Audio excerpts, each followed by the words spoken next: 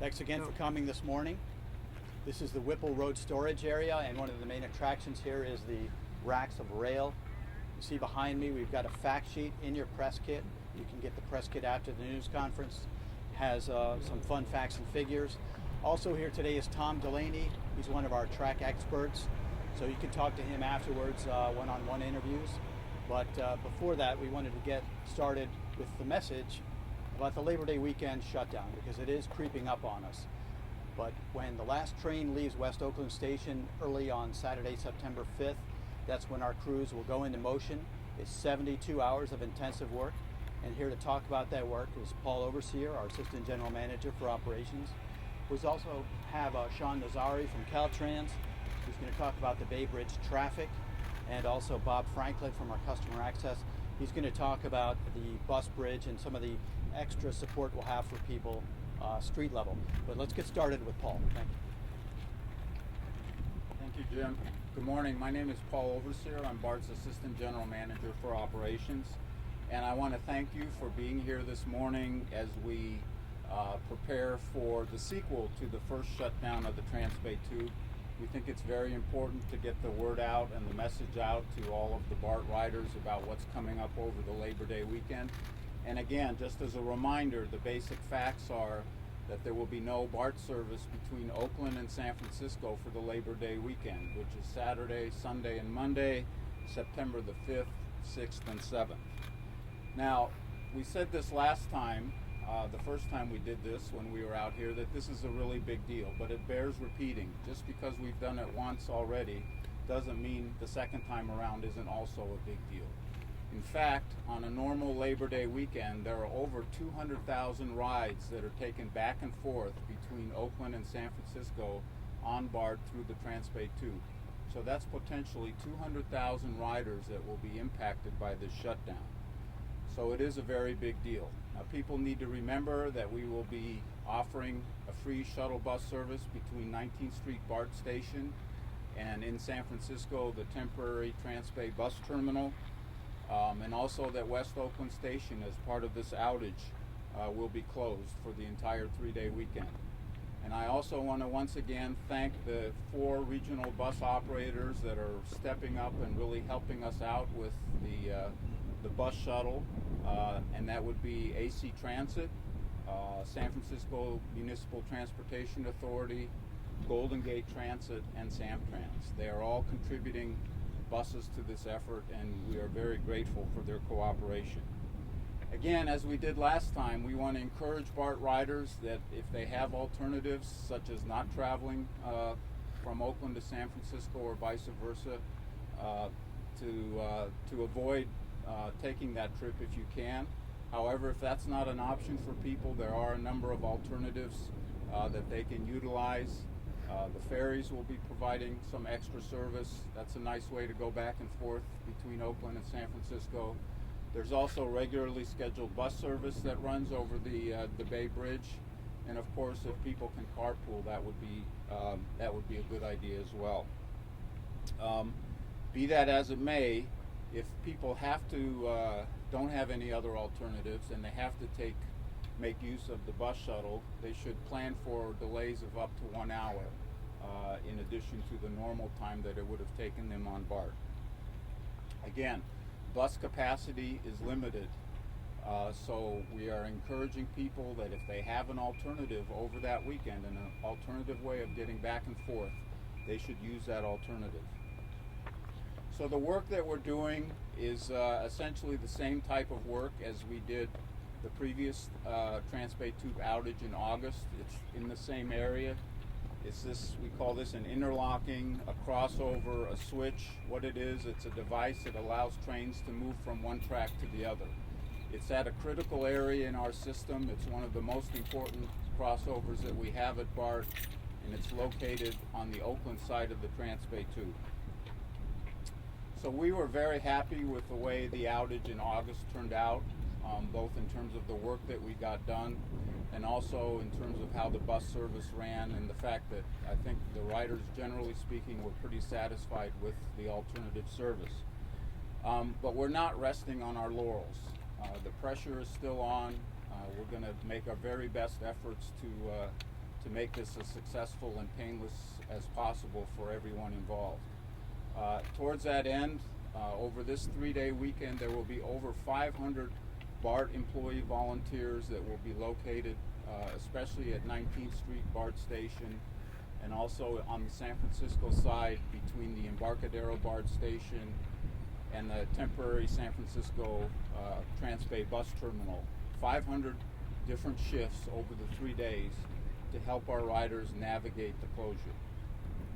Now, as I said, we were happy with the way things turned out over the last outage.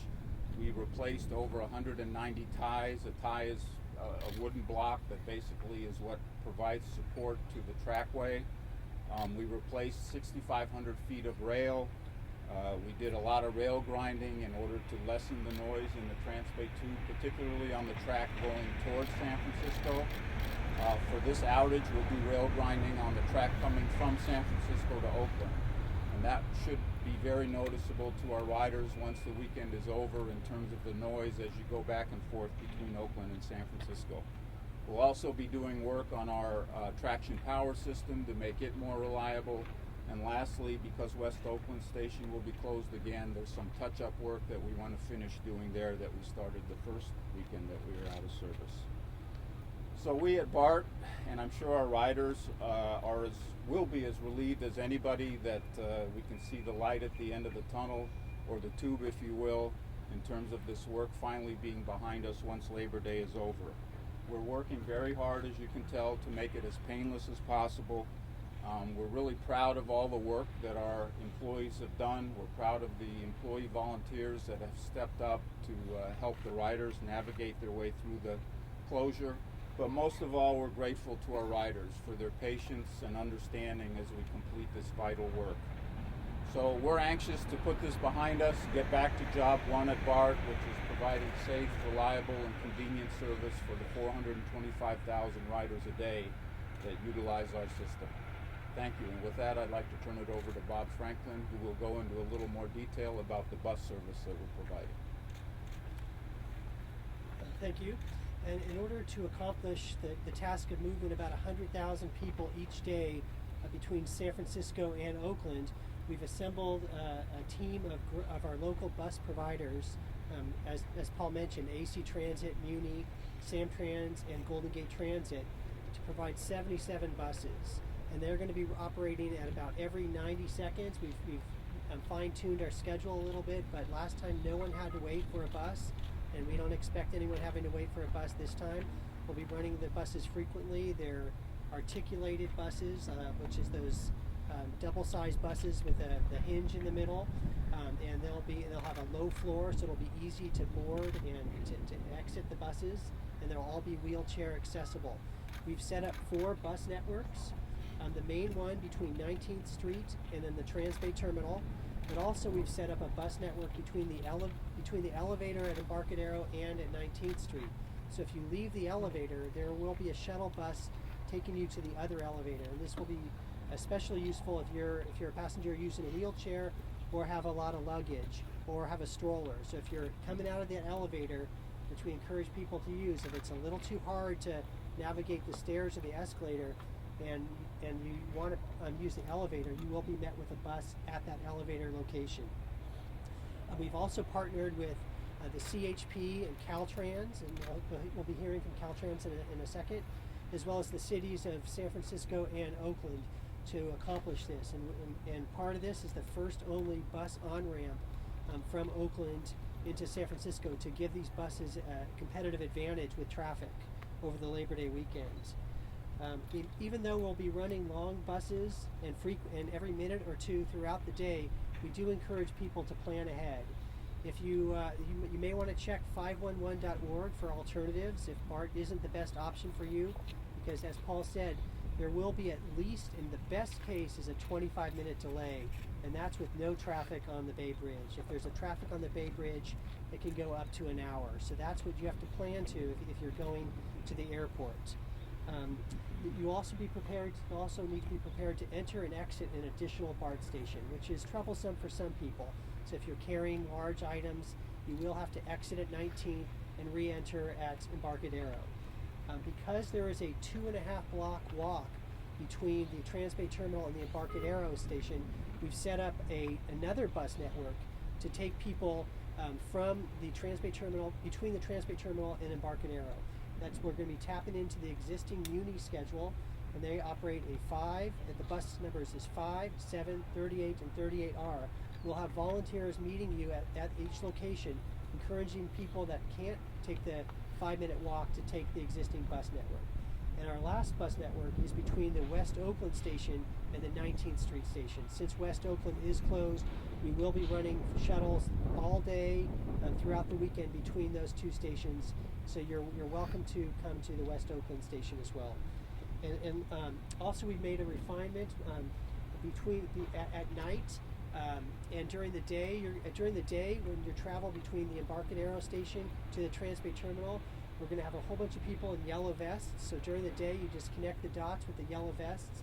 And at night, we've arranged for some lightsabers. So the volunteers will be holding fluorescent lights, which will be easy for people to see going on Beale and Main Street, connecting the two stations, the bus loading zone at the Transbay Terminal and the Embarcadero BART station. So people will be able to see where they go to next. We've also arranged for additional security with BART Police, the Alameda County Sheriffs, San Francisco, and Oakland Police. And with that, I'd like to introduce Sean Nazari from Caltrans. Sean? Good morning. I'm Sean Nazari. I'm Caltrans Deputy District Director for Traffic Operations for Caltrans here in Bay Area. It's my pleasure to provide an update on Caltrans activities and present some of the findings from the last closure we had with BART. During the last service shutdown earlier this month, the Bay Area toll bridges experienced moderate increases in traffic as compared to typical traffic on the weekends. At the Bay Bridge, increase in Saturday traffic volume was about 12%, or slightly over 15,000 vehicles per day. At the Richmond San Rafael Bridge, we experienced an additional 15% increase in traffic. San Mateo Hayward Bridge, we experienced 17% increase.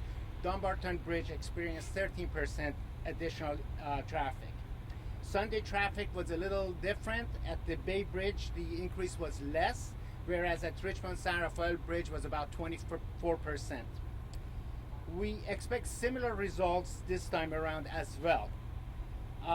Overall, in spite of the increased volumes, the Bay Area toll bridges performed very well because the increased demand was staggered throughout the day during the impacted periods. There were significant congestion, however, elsewhere along our system. In Marin County, on Highway 101, between the Golden Gate Bridge and Sir Francis Drake, we experienced an increase in delays of about 50 minutes on Saturday and about 17 minutes on Sunday. There were also moderate delays across the Richmond San Rafael Bridge on 580 between US 101 in Marin and I-80 in Contra Costa counties, adding 10 to 15 minutes of additional delays. Caltrans is prepared to help address potential impacts arising from this closure for BART's critical repairs on the track. We have a number of preparatory actions. We've activated some 40 changeable message signs on the freeways informing the public about the closure. We have augmented staffing at our Transportation Management Center to be able to monitor and report on the traffic impacts and coordinate our activities in case of incidents that may occur. Our toll bridge toll services have been augmented or will be augmented during the weekend closure. Similarly, freeway service patrol along the impacted corridors would be augmented.